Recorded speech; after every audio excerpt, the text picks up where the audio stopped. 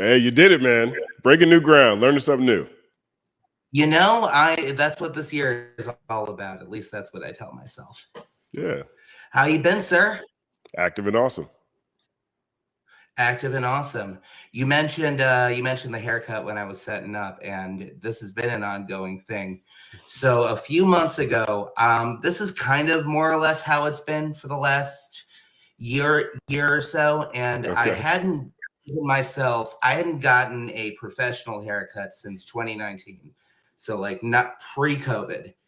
And so I had a lot of time to like learn how to do it. And I was normally I would trim this part and shave the sides. And eventually one day I like accidentally sliced off this whole like front end of it. And so I just took my clippers and I was like, all right, fuck it, gotta start over. And it's finally getting back to a place where I like it. Hey, there you go. 1 second applause. Okay. I get the applause button on my own channel. Ladies and gentlemen, returning for I don't even know how many times I have Justin Hunte, the company man, YouTuber, journalist, former editor-in-chief of Hip Hop DX. You might have seen him on the All Out show on Sirius XM back in the day. Friend of mine, thank you for coming on. Last time I had you on was about a year ago. Mm-hmm. And a lot of things have changed. You came in like pretty much right after Not Like Us dropped. And we spoke in depth on the Drake and Kendrick beef, but something we didn't speak on was the rise of internet commentary, YouTube commentary in the hip hop space. And it's seen a lot of changes, and you were very much at the helm. Your subscriber base has jumped. You have gotten, a great amount of paid supporters, myself included. You have you have Culture United, which is you and a bunch of other top tier creators, FT Signifier, Anthony Fantano, Professor Sky, among many others. So, how's this last year been for you? Has it been overwhelming? How have you been taking this all in? Well, thanks for having me back. I always love being here. And this past year it's been really exciting. I'll definitely say that. It's actually, I think this battle actually sort of sped up a lot of things I had planned anyway, and so I went into 2024 with a super long list of resolutions, like 24, 25 resolutions with sub bullets, lining out exactly what I wanted my life to look like, creatively speaking, but also, I knew I needed to pick up a hobby. I knew I needed to volunteer, a lot of things that I just wanted to add to my life and some things I wanted to change. And so I went into 2024 with the strategy of moving more towards news to reactivate the channel and then using breakdowns to support it. And I knew I needed to do live streams, and I knew I needed to, bring people together. So it actually helped realize goals that I had prior to the year starting. Now, the battle was amazing because it added steroids to the whole strategy. The whole strategy was like, oh, well, shoot, now, there's a major topic that has global interest. And, shout out to Universe and shout out to Kendrick and Drake in that regard. But I'm most excited because I've had Drake to thank for something. Right. But I'm most excited about it because I've had a opportunity to really connect with a bunch of different creators more directly. Like I've known Fantano for years. Rob Markman, I've known him for years. Curtis, I've known for years. But Professor Sky, I've seen his work, but I hadn't had a chance to reach out to him and connect with him. Deleted, he basically started, if I'm not mistaken, during the battle itself, but he's a new creator that I, was happy to meet. Chilling with Moni, she's fantastic. Just a lot of different people. Fantastic. Getting Culture United together, what was that process like, getting everybody together and then moderating it for the first time? I mean, it was like you right now trying to figure out StreamYard, except at that point in time, I only had a Zoom. And so I'd never gone live before. I think that's the first time I ever went live on my own channel anyway. And, Zoom isn't the easiest to do something like that with. I think Zoom actually makes it pretty difficult to go live. So there's a lot of technical difficulties involved, but everyone that was on that original episode, they were down and down to do it, and so outside of me figuring out how how this works, it's been fairly seamless. Fortunately, I've had a lot of relationships for a long time, and reputationally, I've been solid enough to where people want to come talk, to me. I look at it as an opportunity for, if anybody's ever seen Culture United, I don't talk that much.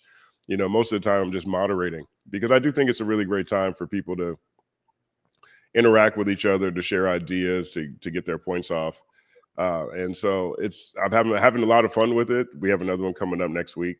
And then, and I definitely think that one thing in the hip hop media space is, in comparison to sports or in comparison to news, sports and news will have 5 or 6 different shows like First Take. They'll have 5 or 6 different shows that are like, what's his name? The former kicker who's Pat McAfee. They'll have 5 or 6 shows that are like PTI. They have 5 or 6 different shows that are, like interview shows like or whatever. All kind of thing. Right. And the same thing with news. Cable news does too. But in hip hop, we really just have podcasts. We've seen an explosion in breakdowns or video essays or think pieces. And that's about it. And then you have like rappers showing up rapping. So with something like Culture United, just like in a similar situation when I first started doing the breakdowns at Hip Hop DX, because there weren't think pieces in hip hop on YouTube, video think pieces yet. And so, the breakdown was modeled after Rachel Maddow's A Block. And Culture United is an idea I've had in my head for a long time it gets closer to sort of a Real Time with Bill Maher type setup, right? And I want to that's the goal for Culture United, to get to that point. But there aren't a lot of cross-promotional panel shows, in the hip-hop space. And so that's another thing I've had in my mind for a while. And so this, to me, is an opportunity to hopefully see more of these proliferate with other channels, other people collaborating. I think we're in an age now where collaboration is more important than ever, not even just online, but in life. Like things are very, very tribal right now. Things are very compartmentalized. If you look at the world around us and how things are going, people are teaming up and they're going at people. And one of the best ways to make sure that dialogue continues is to talk to people. And the thing about Culture United is that whether or not people have the same points or they agree on topics, the point is to show that in hip hop, we can have respectful conversations with people about topics that are important to this culture and not come away beefing. A lot of things tend to be done for content in this space. And, it's not a show that's it's a show that 100% works to bring people together, as opposed to, troll people, turn people into content in a negative fashion. So, I'm excited to see where it goes, but it's really a panel style show, which I don't think there's not any really in hip hop YouTube, hip hop media right now. And so we had like I'm excited for it. Table for a while, but you touched on something, the rise of detailed breakdowns about certain topics, which you very much started damn near a decade ago. Right. A lot of these spaces wouldn't exist without you. And I remember you mentioning how hard it was to pitch that to DX. Can you tell me what pitching that was like and the struggles he had to go through to get them to approve this platform that's now like the mainstream on YouTube? So when we were doing that DX, we started a daily news show, which was like a news shorts kind of show. It was like 2.5 minutes, 3 topics in 2.5 minutes, because the mantra of the day was short form content. That was what people were telling us was the best way to build your YouTube account. That's just from a social media standpoint. The idea was people had short attention spans and wouldn't look at their phone or wouldn't look at their screens for too long. And so we had a daily news show called the DX Daily. And so that was the company investment. That was the product, like 2.5 minute video covering 3 topics of daily news, right? So that's that's what we were focused on. And on Fridays, and those videos didn't do well at all, by the way. They did not perform well. But then on Fridays, because I was running the video department, that's where my main focus was. When I was editor-in-chief of the platform, but literally the day after it was announced I was editor-in-chief and we had pitched the content strategy to the company, we go to dinner with DJ Vlad, and DJ Vlad is talking about all the opportunity and money he's making in video. And so the publisher, Shar Cherry, was like, Justin, figure out video, like the next day. So we had already had a staff that was assigned to different editorial sections of the site, the news editor, the features editor, the music editor, stuff like that. And we didn't have a budget to hire new people to figure out video. So video became my thing. So along with running the publication, I had to figure out video. And so the first thing we did was Hollywood Freestyle, which is give a rapper a microphone, climb up on the roof and kick some bars and climb down. And then we did interviews. and then, so then we got to DX News, and we were doing that every day. Now, DX News, through that process, I started paying a lot more attention to YouTube overall in like other channels, what other platforms were doing or what creators were doing on their own. And also just watching a lot of cable news on YouTube too, watching Rachel Maddow's clips or watching, Sean Hannity or whoever, right? And we get to Fridays, so we're doing this every day. So by Friday, I started seeing, and I started wanting to experiment, really. So it's kind of sneaky how we did it. We had 2 video interns at that time. We had James Kreisberg, roll the clip, James, and then we had Ak Denning. And so they were the ones who were shooting and everything, editing everything. And on Friday, the 3 of us got together. We would try to figure out how to break the DX Daily. Like, how do we break this? Because the company was very stringent on the package, on, the supply chain of how we do the daily news every day. And so I felt like, because Friday was always the least viewed. None of these were getting views, but Friday was one of the least viewed regardless. And so I put my efforts in trying to break it. And so to me, I never agreed with the idea that short form was the way to success. I personally felt like I went to the gym every day. I would see people on treadmills watching Netflix on their phone.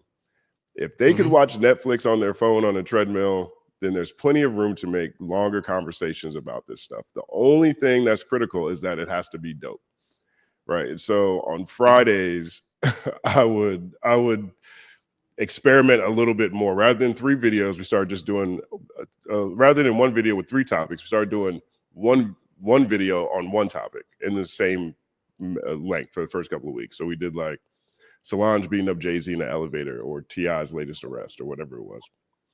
And then those videos started outperforming the ones we were doing during the week. So that every week after that, I would start pushing the length of commentary as far as I could get, right? So if we did 2.5 minutes is what we were supposed to be doing, because we were supposed to be short form content. The next week, I'm like, okay, let's go 3.5. Okay, the next week, I'm like, okay, let's go 7.5. Okay, let's see if we can get 12. Right? Okay, let's see a 16. Right. And since I was writing those, I started writing them as editorials instead of writing them as news stories. And so over time, you get more opinion that ends up in them. Okay. Then it got to the point where it was like, okay, what if we just take this away from the news cycle completely just separated from the news cycle, and we just go with an interesting, piece of history, or Tupac and De La Soul's forgotten rap beef. Okay, what if we just start doing theory stuff? Like, okay, how to beat Drake in a rap beef? Okay, what if we just start talking about GOAT pieces? Okay, Redman's the GOAT. It's like, okay, can we get politics in here? Can we get politics? Can we get other stuff that's not rap? Can we get that in there? And so it's really a step-by-step process. And the organization hated it at first because we were breaking the rules that we, had agreed to abide by. But then they loved it more than anything else because it truly started outperforming. everything else we were doing, including interviews at that point. But it got to the point where it was just the biggest product on the channel. And then it became a product that people were mimicking, and not even just people on YouTube, but other companies, other outlets. You know, like DJ Booth came out with their own. It was literally called The Breakdown. And they changed. I was like, y'all are going to change the name at least? You know what I mean? So it just grew from there. Wow. You touched on possibly the video you made that has aged the best. And this was made, for people who don't know, it was either like late 2015 or early 2016. You made How to Beat Drake in Rap Beef, which proved itself right not once but twice with your theory that the way to beat him is to attack his character. And I had always speculated that Pusha T especially had seen that video simply for the line, "I'm talking character, let me get with the facts." Right. What is it like looking on that video now, and do you feel responsible? I mean, you know, you never know how information travels, right? You know, I mean, Yeah. I have a relationship with No Malice, you know, so he and I built a relationship because I moderated a documentary he was doing about his exit from secular hip hop, you know. So it's possible he saw it. It's quite possible he saw it. But, you know, I look at it more than anything. I look at it two ways. One, I think that the analysis is really tight. I mean, the character part is probably the strongest part in there, but the other part of it is, you know, the other parts in there look at actual Drake's battle history in Canada. You know, there wasn't a lot of coverage about that period.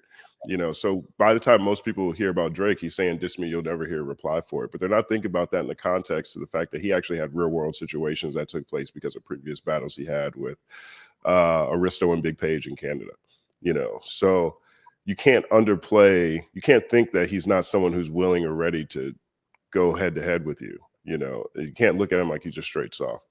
Another part in there that jumps out is, you know, if you're going to beat him, you have to know that he's going to make tracks that end up being hit songs that also diss you in them. You know, and so you have to be aware of that too, because whether or not Common beat Drake, right? Stay scheming. Everyone is everywhere. Every time Common went outside, he had to hear, "It's funny when the gods get to acting like the broads." So you have to include the fact that the nature, the playing field has evolved. You know, it's not necessarily just going to be who outbarred someone the best or who had the most dirt on somebody. You know, do you win a rap battle? Or rap battles have transcended simply whether someone out-raps someone else. And so that has to be considered. You know, that piece also talks about a lot of the stuff that was happening in Houston, you know, his personal stuff, his character stuff in Houston, his character stuff in terms of him not talking about anything other than himself in his music. And so, you know, that piece, you know, that I had sources for those things, to be honest. You know, a lot of time I have sources. I don't say I have sources. Right. Excuse me. I don't say I have sources, you know, but I will present information that comes from very knowledgeable places. And, you know, depending on whether or not the source wants to be named, most of the time they don't. And in that one, they didn't. And so I had several sources who had also, you know, passed along a series of information. Most of it didn't even make it into that video. And so from a journalistic standpoint, I'm proud of it because no one looks at that and says, you know, Justin's out here snitching on anybody, or Justin's, you know, like the people who would have a problem with that couldn't say that they couldn't say it was problematic. They couldn't say it was fake, you know, they couldn't, because at this time I'm at Hip Hop DX, right? So that would potentially have a bearing on the publication's ability to get access to certain artists. And so, you know, I'm happy that it proved to be, I'm happy that we got to see that case study take place in the world, you know, because I've thought about making this a series, you know, how to beat a whole bunch of different rappers in rap beefs, because I think about it all the time. You know, I think about stuff that I look at rap beefs sometimes. I'm like, dog, why'd you do that? Why don't you just do this? You know what I mean?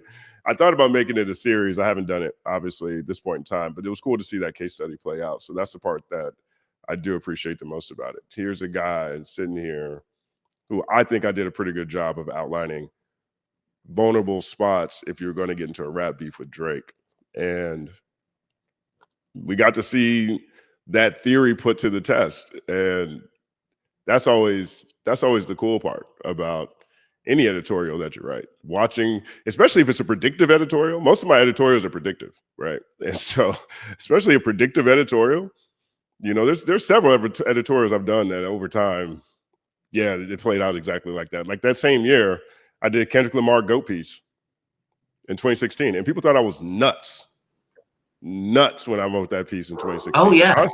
Honestly, I think that's the one that's aged the best. I think that one's aged better than How to Beat Drake in a Rap Beef, because that's the first time a major outlet, a major publication, or someone with a large audience, combination of all three, put out something as risky at that point in time. Because you can look, I mean, a lot of people literally thought I was crazy. And so, you know, I think that's probably the piece that's aged the best. Yeah, especially with that Kendrick Lamar GOAT piece. I think at the time we all wanted you to be right, but we just like wanted to make sure that he stuck the landing, which, you know, later on he did. And now it's a much more comfortable thing to put him in the GOAT conversation. It's indisputable now. I mean, well, the thing is, like, at that point, I mean, even before this, though, I mean, at that point in time, coming off To Pimp a Butterfly, there's a ton of people that we put in GOAT pieces that had one classic album. He arguably had two at that point in time. You know what I mean? Like, you know, there's plenty of people we put in GOAT conversation that hadn't had the success that Good Kid, Mad City had on its own. To Pimp a Butterfly would win up a whole bunch of awards. You know, even at that point in time, you could make a strong argument that he's not too far away from the top of the list. The only thing that arguably, you know, he lacked at that point in time was singles, like hit singles, arguably, but Nas doesn't have hit singles. You know, Jay-Z only had one number one at that point in time. like Empire State of Mind was his only number one song at that point in time, you know. How did I know that? That's crazy to think about with Jay. Yeah, I mean, right. But that's what I mean. Like, you know, it's hard to get a number one. And that's what carried Drake's reputation so long, because he had, 13 of them at this point in time, something like that. I mean, the run that he went on shouldn't be underplayed. Do you think the focus? No, I agree with that.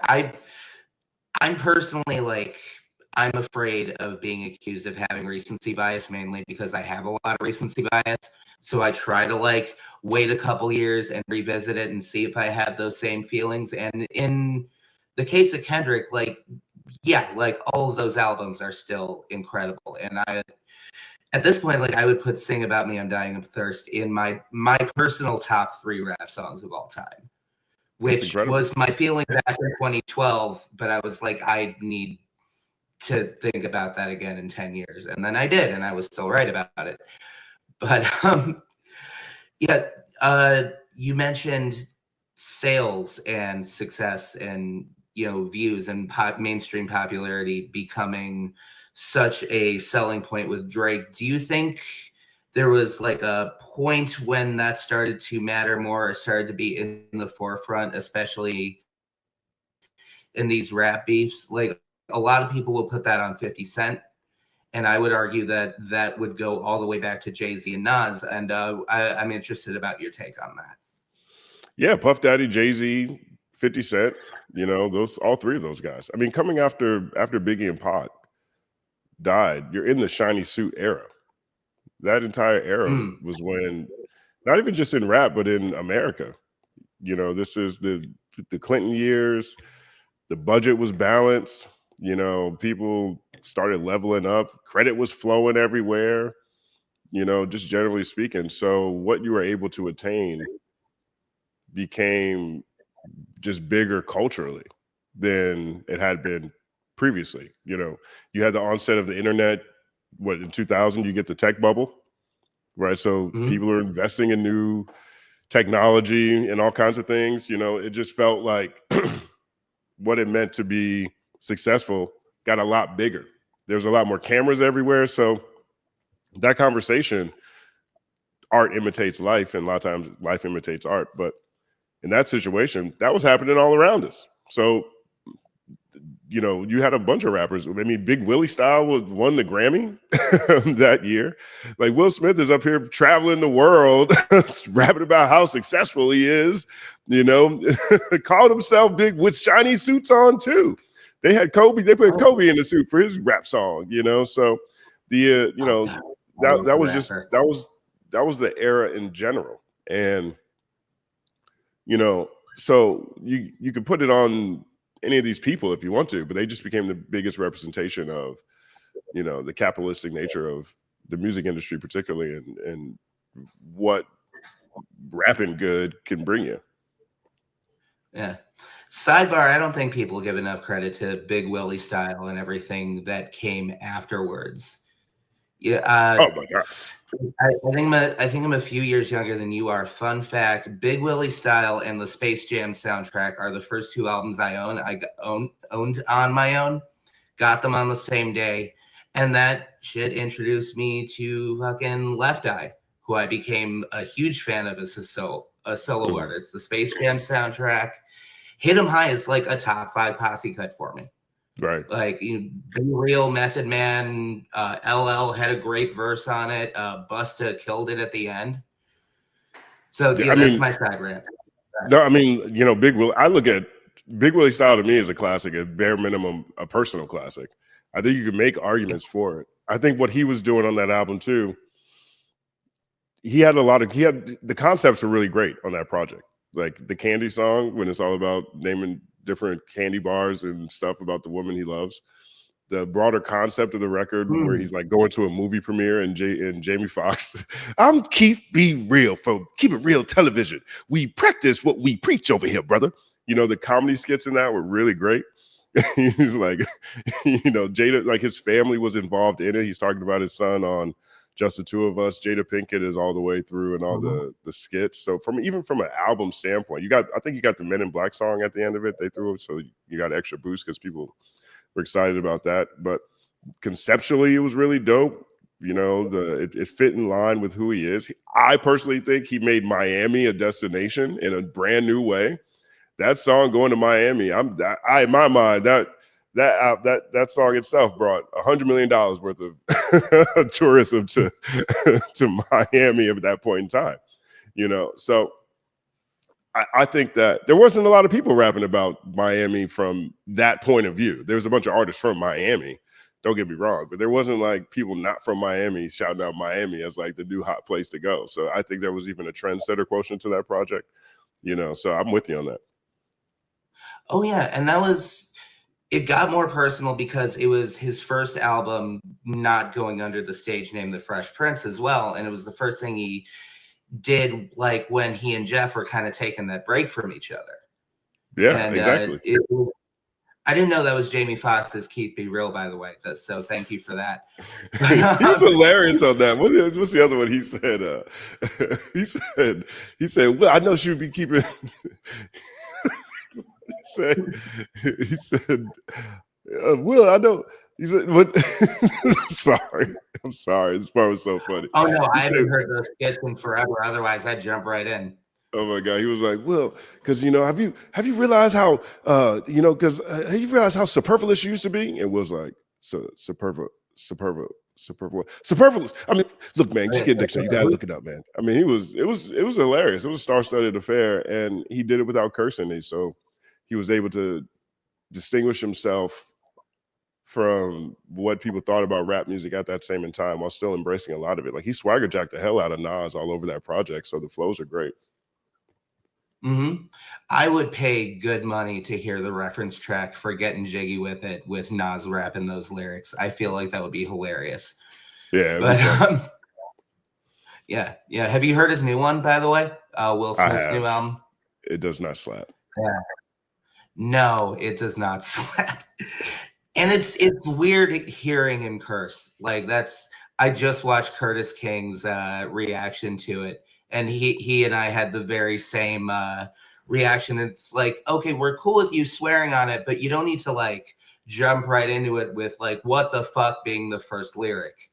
Like, we get it. No one's gonna say shit about it, but like, we get what you're trying to do, but that's not necessary. Yeah, and then also it's his most gospel heavy project. So he goes gospel, but brings in profanity. You know, I think there's a lot of marks that were missed. I wouldn't call this a gospel album by any means, but there's 3, 4 heavy gospel, I'm blessed type songs on there. You know, I think, and I also think it's like his worst produced project. You know, like they weren't like even the beats on that. Yeah. were, I mean, it's down there with Lost and Found. I'll say that. You know, and I listen to I'm a big Will Smith fan. I think all of us. I think our entire generation grew up on Will Smith. You know, so one of the first records my parents ever gave me was "Parents Just Don't Understand." You know, and I'm like 5 years old or some shit when that comes out, and I've related to it. I'm like, you know, how did the stories on that album? Parents Just Don't Understand. I think I could beat Mike Tyson. Nightmare on My Street. You know, so I'm knowledgeable of his catalog, and I heard this one. I was like, oh man, I sound like he had stuff he wanted to get off his chest. At the same time, he wanted to be appreciative of all the things that he's been given. At the same time, he wanted to showcase that he's unbothered and he's going to keep moving on with his life. Ironically, it makes him sound like, and at the same time, not apologize. And so, like, I think those are all really conflicting energies to put together in a project that made it come out, you know, performative. Yeah, there's no more like cringier reaction than when you see somebody trying to prove that he's self-aware and then it kind of backfires spectacularly. But I think the problem starts when you try to. I think the problem starts when you try to convince people you're self-aware. Like self-awareness isn't something you convince people of. It's something you just are. Yeah, it's like if you're smart, you don't need to tell people, or like if telling people that you're nice, like that's how Ellen fucked up. So yeah, it's funny. I recently reconnected with this guy I took a screenwriting class from when I was in elementary school. I was probably like 10 or 11 years old. But he was a working screenwriter. He had written a bunch of episodes of The Fresh Prince of Bel-Air. Pretty much everybody in my class like ran to take this class because they just wanted to like meet somebody who worked for that show. And at the end, he gave us like copies of an episode that he wrote, but he didn't look at the episode specifically that it was. He just like grabbed a bunch of the same copy. And he gave us a copy of the one where Carlton thought that he knocked up that woman, and then he had to admit that he was a virgin at the end. Or people thought Carlton knocked her up. And we were all like 10 years old, like reading this script aloud. And the entire time he's just sitting here like, I should have picked a different episode. Right. I'm so sorry. Pick the basketball one. The basketball was too late. And when I talked to him, I reconnected with him maybe a year ago. I'm still trying to get him on here. I was like, yo, between you and Hocus Pocus, you taught us 90s kids what virgins were. So wow, that's funny. We have you to thank for that. That's hilarious. Yeah. So I always thought you were an incredible interviewer. One of the interviews you did in the last year that really impressed me the most, and I told you this privately, was with Yellow Wolf. And you guys dove deeply into his conflict with Royce da 5'9" and just the Yellow Wolf's whole, deal with like defending Confederate flags and potential use of certain words. And you handled that interview so gracefully, and you asked him in such a way where like he really opened up. Like, what does it take to get to that point where you really know how to read a room? I think I think knowing your subject really is key to that. I think with this Yellow Wolf interview, for example, with this conversation, like the writing had been on the walls forever that he didn't want to talk about that. He wanted to let that go. Yeah. And rightfully so. And with that one, my approach to that project or that conversation was to lean heavily into the album itself and connect it to patterns that he's always had over the course of his career. Right. I look at Yellow Wolf as like, he is the prototype for Post Malone. At the same time, he's like the prototype for Riff Raff. Like, he is wildly influential in ways that I don't think he gets credit for enough. Him moving into the country space as a white artist, from Alabama, then moving into the rock space, he was wild early, and he's always leaned into those influences. And so, I listened to the project. I took different lines he's talking about and crafted the arc of the conversation around the conversation in the album, putting emphasis on how these things that I'm hearing in the album remind me of the pioneer that he's always been. And Yeah. at the same time, that moment, most of the times I've seen people talk to him about it or seen online conversations about it, comes from a very judgmental place. And people don't respond to judgmental things. But one thing that I'd never heard him talk about or heard anyone ask him was what he learned from that situation. Because he weathered those situations, no matter how we look at those situations, he didn't repeat those same things. He didn't do that. So, I was very interested in what he learned from all of that. And he gave the most insightful answer, and I think is a very powerful answer that people need to know. You're asking me, how did I develop skills to know how to read a room? And that's essentially what Yellow Wolf's answer was. He got away from reading the room in which he was spending his career. He got to the point where he forgot that these things are offensive to a population of people and a culture created by a population of people that's blessed him with so much. And truthfully, that he loves to death, And so it was an opportunity for him to share a perspective that he hadn't talked about that also is edifying for other people who might find themselves in the same situation. And so I'm actually really proud of that conversation. Thank you for asking about it. And and I really give Yellow Wolf a lot of praise and respect, not only for answering that question, because he really is. You don't get Post Malone, Posty out here. You don't get a lot of people that are very popular right now without Yellow Wolf. And so he took a lot of arrows. Yellow Wolf, in a sense, was almost too early, for certain corners in cultural convergence. And I just think that he should be celebrated much more than he is. Oh, yeah, especially when you're looking at the mainstream space in 2025. Like, Love Story just turned 10. Like, that album came out in 2015. That album aged like fine fucking wine. Right. And I thought it was incredible when it came out. Just the blending of rap and country and rock, and that he has like Johnny Cash's old backup singers doing background vocals while he's rapping. Like, that's whether or not. Have you seen the Yellow Wolf show? Yeah. No, phenomenal. I saw him in, especially for this one. Oh, dude, it was, and the place wasn't like nearly as packed as it should have been. It was like a medium-sized venue. It was when I was visiting a friend in Minneapolis, and I bought a ticket like 2 hours before the show because I didn't have shit else to do that night, and my friend was working, so I went by myself. And yeah, like, he is an incredible live performer. Like that dude, like. Oh, sorry, I didn't mean to cut you. I think there's a little delay. So I'm sorry about that. But he had a crazy turntablist DJ. He had the band. He is jumping all over the place. His delivery, his vocals are impeccable, and his crowd work was inspirational. It was a fantastic show.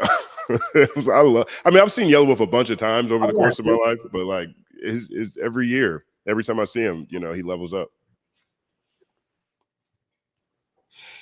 Yeah, like the way he'll talk to the audience and the way he'll engage and get really vulnerable on stage. It's weird to say, but like the last rapper I can think of who did it to that degree was like DMX, and that's a weird spot to pull from where he is. Right. Yeah, big shout out to Yellow Wolf. 1 second applause to Yellow Wolf. Yellow Wolf, come on the show, please. Man. So, you talked about working with Hip Hop DX. You've been running your own platform full time for about a year at this point. What are the challenges you faced, like running your own platform as opposed to working for somebody else? And help, help and resources. That's the most difficult part. Like this year I had another long list of resolutions this year too. And, I need social media help desperately. So, I put out a call for interns and I got behind on my own schedule, focus more on content that I need to jump on that. Right. Anybody's interested, let me know. And so that's one of the challenges too. I guess this has always been the case, but it's a little bit different when you're running your own platform. But I try to fight the urge to look at the things I create from a whether or not it'll hit standpoint. Like I try not to get too emotionally attached to the analytics. I try my best not to do that because it's, what we do is an art. Whether people believe it or not, podcasting is an art. Whether people believe it or not, doing video essays, breakdowns is an art. Whether people believe it or not, conducting interviews is an art. And so you want your work to be received well, but you also want it to be viral. You want it to be everywhere, And I've struggled throughout my entire career, truthfully, with putting my heart into something and then putting it out and it doesn't hit because it feels discouraging.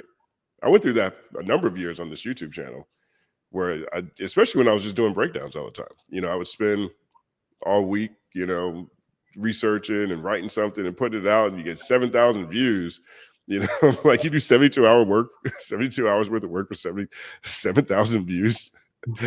96 hours worth of work for 7,000 views, and it became demoralizing to me. And I struggled with my self-esteem. I felt like maybe I wasn't good at what I did. I felt like nobody really cared. And that is something that literally I can't afford to do because both sides end up being crippled. It cripples my want or my how worthy I feel, and in return it cripples the channel, right? Because now I'm just like I don't want to do this again. So that's generally speaking the most difficult part, which is why I have different products now. And this is one of my strategies going into 2024. I was like, okay, if I do more news, one, that helps with breakdowns because I'm closer to every news cycle, so I can see connecting tissues faster. Two, everything isn't contingent upon one big piece. And now algorithmically, YouTube doesn't necessarily care about volume that much. I personally find success in it from an emotional standpoint, emotional connection with my audience. Like my audience tells people they should check me out because I'm doing news every day, right? This entire process also, like we talked about earlier, led to Culture United, right? So that is a platform and that's really popular. I mean, that's extremely popular. I mean, I'm surprised it's as popular as it is. But you've got Culture United, you've got breakdowns, You got, and I haven't done as many breakdowns now because most of my channel is still breakdowns. Like there's hundreds of deep dives on stuff that's sitting in there already. And then you still have interviews, and then there's a whole bunch of and then there's a whole bunch of, you know, Rude Jude conversations. So, you know, from a content standpoint, there's a lot of different offerings, and being able to put my energy into different things helps me with my internal self-esteem. Like if a video doesn't work, you know, I don't necessarily feel like I'm a failure at the same time, because there's something else that I'm passionate about that I can prepare for and start to work on. That's honestly a really good strategy. Speaking of like learning to interview, and speaking of Jude, some of the best advice I ever got was from him. And I think it was from like the first time he came on here, and he just very calmly and very seriously compared conducting an interview to butt sex, where it's like you don't go into the tough questions right away. You poke around the perimeter. You make it comfortable. Or at some point, I'm like, I turn my microphone off because I'm like laughing so hard. But I was like, I'm not laughing at your point. I know what you're trying to say, and you're absolutely right. But goddamn, dude. Oh my gosh. I mean, you know, that's such a Jude answer. That's such a Jude answer. It's such a Jude. I mean, Jude has been a blessing in my life, 100%, you know, and absolutely. You know, I think I'm very much a part of the community of all of us who are saddened by his departure from Shade 45. I reach out to Jude all the time. We still communicate, you know, and you know, I want nothing but the best for him. He sounds really good. Actually, he sounds great. Yeah. You know, and you know, Jude and I are genuine friends, in the sense that even when we vehemently disagree, which happens a lot, like we'll agree on a lot of things, but a lot of times we are 180 degrees away from each other. You know, we still find an ability to respect each other and not get locked into what we might not agree on in the process. You know what I mean? And in this industry, that's very difficult to do. In entertainment, it's very difficult to have friends where you don't agree with what they say and still have a very strong relationship. You know, I mean, those years of me being on Shade 45 were so crucial to my brand. You know, being in cars, that shit kept me afloat in a huge way. It's brought so many people to my channel, and it's given me the opportunity to understand different ways to have discussions, because Jude is also a sample expert. Jude is, you know, somehow he still has a crazy sharp memory with all kinds of things. He gives out advice and perspective with unique metaphors, as you just described, that stick with you. You know what I mean? And he's never, and he's always been someone who has been willing to be himself, because this industry will change you too. You know, when you get a lot of people, you get a lot of people that are listening to you, it's real easy for your ego to inflate. You know, it's real easy to get, you know, high off power. Like I got into my first YouTube beef last year, and you know, I've been viral a bunch of times, right? Right. I've been viral a bunch of times, right? I've been, you know, I was the first person to interview Martin Shkreli, the guy who bought the $2 million Wu-Tang project. So I'm being sourced on Bloomberg. I'm being sourced on MSNBC. You know what I mean?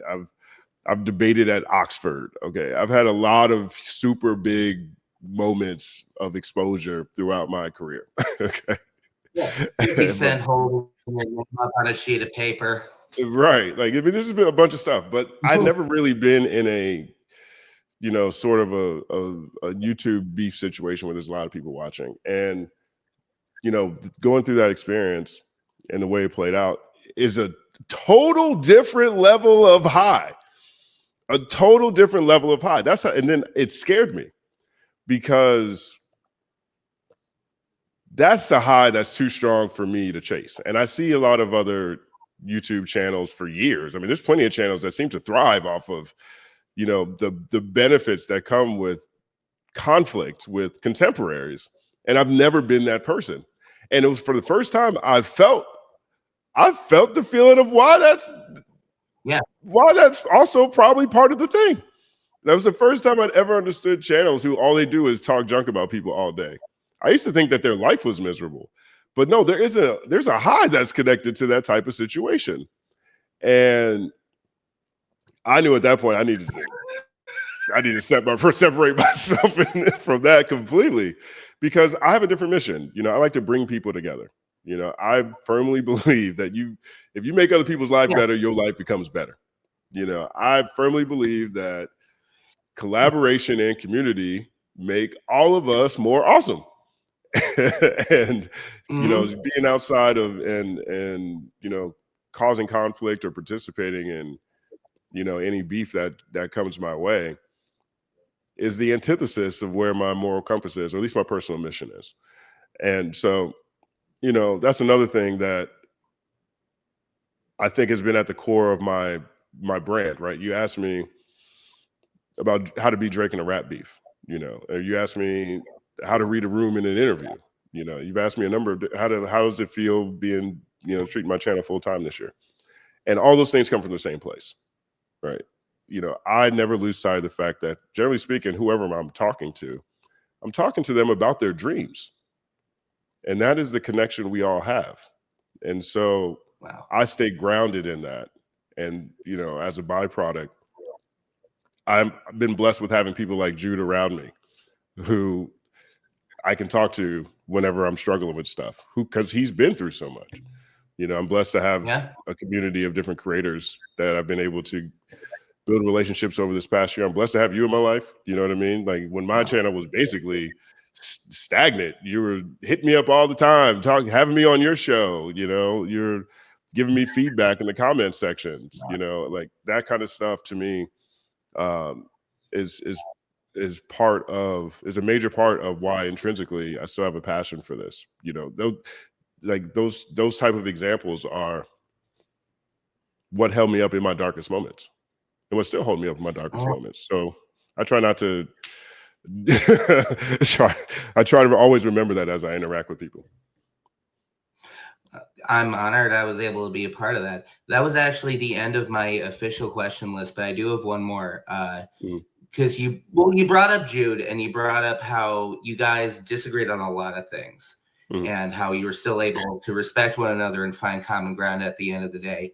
And at the beginning of this, you mentioned how Culture United has a lot of that energy as well.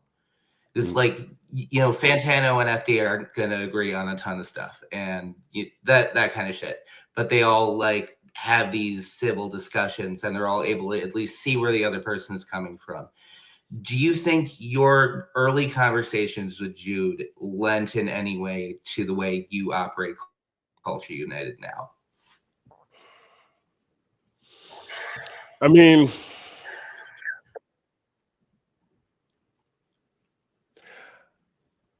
I think to a degree, a lot of the conversations that Jude and I have had, particularly off-record conversations, are always with me in general. And even just sort of watching some of the challenges that he's experienced at different points in time in his career, I've learned a lot just by watching. And so I think from that point of view, it's embedded in me and how I move through the industry and how I look at things, which by proxy filters into Culture United. I think when it comes to Culture United, more than anything else, I think my reputation, generally speaking, isn't one of messiness or conflict. And so I think that is probably the biggest part of how I manage conversations within Culture United, because this thing, that's kind of something that's just been with me in life, just through my diction, how I speak, my word choice, I don't get a lot of people talking to me sideways. They might start off talking sideways, and then I respond, and then the energy changes.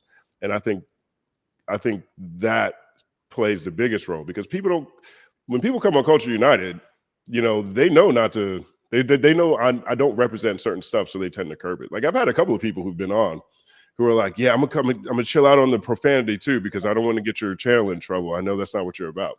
I didn't necessarily say that, but I appreciate people that recognize, the type of presentations that I tend to offer, from whether it's stories I've written or editorials I've written and throughout my journalistic career, whether it's breakdowns, there's always a bigger conversation at the end of everything that I do. And I think that plays the biggest role because people understand my brand. They understand what I'm about. They understand the relationships that we have and the respect that I show them. They show me that same respect on the platform, which which makes it easier to have, the type of conversations that we do. Justin, I want to thank you so much for taking the time. It is always such an honor to talk to you. I'm always glad to have you here. Thank you for, the support all these years, the shout outs on your channel, like none of it goes unnoticed. Is there anything you want to plug before we go? Just big thank you to you. Thanks for always holding me down and encouraging me. I don't think you realize a lot of these times, but I do, and I appreciate it. I'm always down to come on your platform, so thank you for all the invitations. And just follow me at The Company Man on everything. The Justin Hunte podcast is on any place you might watch podcasts, and we have another Culture United coming up next week. Sweet, I will be in the chats. I forgot. Right. Oh wait, I forgot. We're going to be doing our first Culture United live in June with the Recording Academy during the Grammy block party. And so that'll be the first time we take these online conversations. We'll have one in person. It's going to be filmed. It's going to be recorded. Maybe it'll be live. I'm not sure. But that's something else to look out for too. So June 5th in Los Angeles. Okay, that was my next question, was the location. Yeah. Shit, at the Grammy Museum. To go out there anyways. Yeah, come through. Come check it out. Shit, all right. Yeah. All right. I'm going to see what my options are. That sounds like a fun trip. I've been meaning to come out there anyway for the first time ever. I was supposed to come out there for that Bone Thugs 3-6 Mafia versus, and I'm kind of glad I didn't, just because I can't hold myself down in a fight. So like, that was exactly what was supposed to happen. As longtime Bone fans and longtime 3-6 fans, that was literally everything I expected. With the way those cats used to talk about each other back in the day, it turned into everything I thought it could be. So 14-year-old me, 15-year-old me. Oh yeah, everything he wanted to see. I would have been.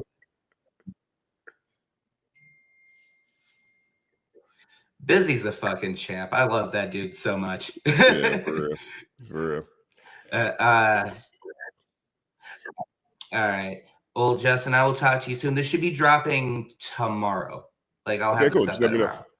Yeah, just let me know. Send me a link and I'll share it. All right, bro. I'm gonna talk to you later. All right. Cool. Peace. Talk to you.